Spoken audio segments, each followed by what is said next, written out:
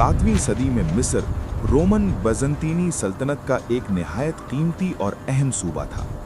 ये सिर्फ जरखेज ज़मीन या अनाज का जरिया ही नहीं था, बल्कि रोमन कुव्वत का एक बुनियादी सुतून समझा जाता था। इसके शहर मजबूत किलों से घिरे हुए थे। रोमन फौज की बड़ी तादाद वहां मौजूद थी और सदियों से कायम एक इंतजामी निज़ाम इस ज़मीन को कंट्रोल कर रहा था। उस दौर के लोगों के लिए यह सोचना भी मुश्किल था कि मिस्र जैसा इलाका कभी रोमन कब्जे से निकल सकता है।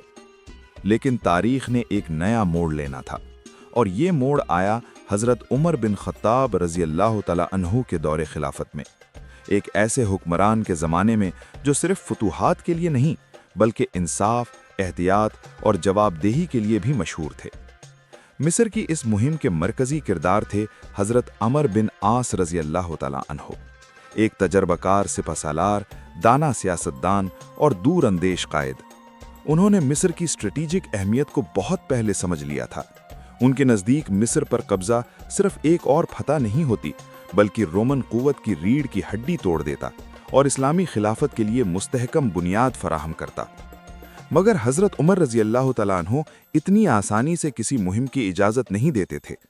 उस वक्त मुस्लिम दुनिया एक सख्त आजमाइश से गुजर रही थी।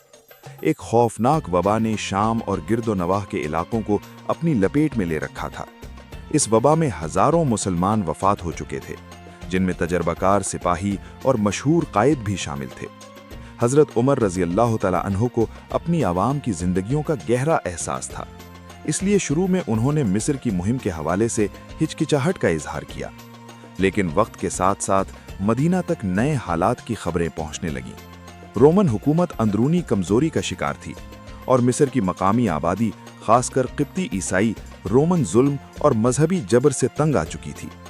इस सूरत हाल ने हज़रत उमर रज़ी अल्लाह तआला अन्हु को दोबारा गौर व फिक्र पर मजबूर किया। मशवरा, दुआ और गहरी सोच के बाद आखिरकार हज़रत उमर रज़ी अल्लाह तआला अन्हु ने मिस्र की मुहिम की इजाज़त दे दी, मगर सख्त हिदायत के साथ। ये जंग सिर्फ ज़मीन हासिल करने के लिए नहीं होनी थी, बल्कि इस्लामी कानून और अखलाक के दायरे में रहकर लड़ी जानी थी। हज़रत अमर बिन आस रज़ी अल्लाह तआला अन्हु ने जब मिस्र का सफ़र शुरू किया तो उनके साथ सिर्फ 4000 मुसलमान सिपाही थे। ये तादाद रोमन फ़ौज के मुकाबले में बहुत कम थी, लेकिन इन सिपाहियों के पास वो चीज़ थी जो अक्सर बड़ी फ़ौजों के पास नहीं होती: मजबूत ईमान, डिसिप्लिन और एक वाज़ेह मकसद। मिस्र के अंदर कदम रखते ही मुकाबला सख्त होता चला गया। रास्ते में रोमन फ़ौज ने मुखालिफत की, लेकिन मुसलमान फ़ौज ने छोटी छोटी जीतों के जरिए अपनी पोजीशन मजबूत बनाई। धीरे धीरे मदीना से मदद पहुंचती रही और फ़ौज की तादाद 12,000 तक जा पहुंची। इस मुहिम का एक बहुत अहम मरहला था बेबीलोन किला का मुहासरा। ये किला मिस्र में रोमन दिफा का सबसे बड़ा मरकज़ था। इसके गिरने का मतलब रोमन हुकूमत की कमर का टूट जाना था। मुकाबला लंबा और सख्त था, लेकिन हज़रत अमर बिन आस रज़ी अल्लाह तआला अन्हु ने सब्र और हिकमत अमली से काम लिया। आखिरकार ये किला फतह हो गया और इसके साथ ही रोमन कुव्वत की बुनियाद हिला दी गई।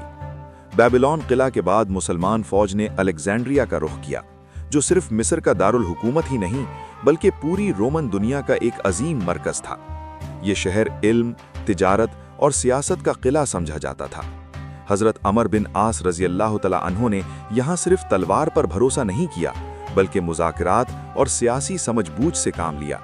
लंबी गुफ्तगू और मुकाबले के बाद आखिरकार अलेक्जेंड्रिया रोमन कब्जे से निकल गया।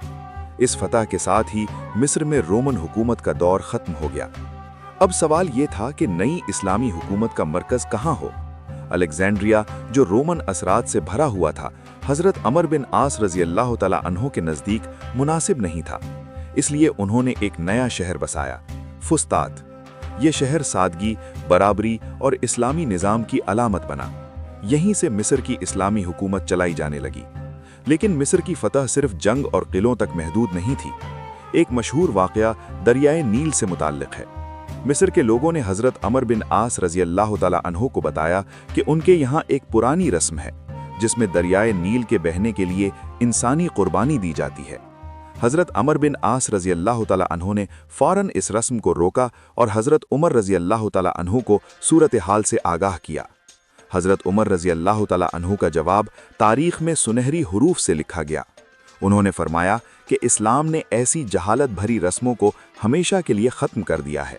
انہوں نے ایک خط لکھا جو دریائے نیل میں ڈالا گیا، جس میں صرف یہ پیغام تھا کہ اگر تو اللہ کے حکم سے بہتا ہے تو بہہ، ورنہ ہمیں تیری ضرورت نہیں۔ نیل اپنی روانی پر آ گیا، بنا کسی قربانی کے۔ اس واقعے نے مصری عوام کے دل جیت لیے۔ حضرت عمر رضی اللہ تعالیٰ عنہ کی سب سے بڑی خوبی ان کا انصاف تھا۔ انہوں نے اپنے جنرلز اور گورنرز کو بھی قانون سے اوپر نہیں سمجھا۔ اگر کسی مسلمان افسر پر ظلم یا بدسلوکی کا الزام لگتا تو اس کی پوری تحقیق ہوتی۔ مسلمان ہو یا غیر مسلم، ہر شخص کے حقوق کی حفاظت کی جاتی۔ مصر کے لوگوں کو مذہبی آزادی دی گئی، ان کے مال اور جان کا تحفظ کیا گیا، اور نظام ٹیکس کو انصاف پر مبنی بنایا گیا۔ اسی وجہ سے مصر کی عوام نے اسلامی حکومت کو صرف قبضہ نہیں بلکہ نجات سمجھا۔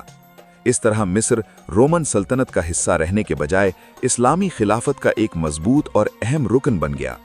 حضرت عمر بن خطاب رضی اللہ تعالیٰ عنہ کے دور میں مصر کی فتح ہمیں یہ سکھاتی ہے کہ اصلی قوت صرف تلوار میں نہیں ہوتی، بلکہ انصاف، اخلاق اور ذمہ داری میں ہوتی ہے۔ یہ ایک ایسی فتح تھی جو صرف زمین پر نہیں بلکہ دلوں پر بھی ہوئی، اور اسی وجہ سے یہ فتح دائمی بن گئی۔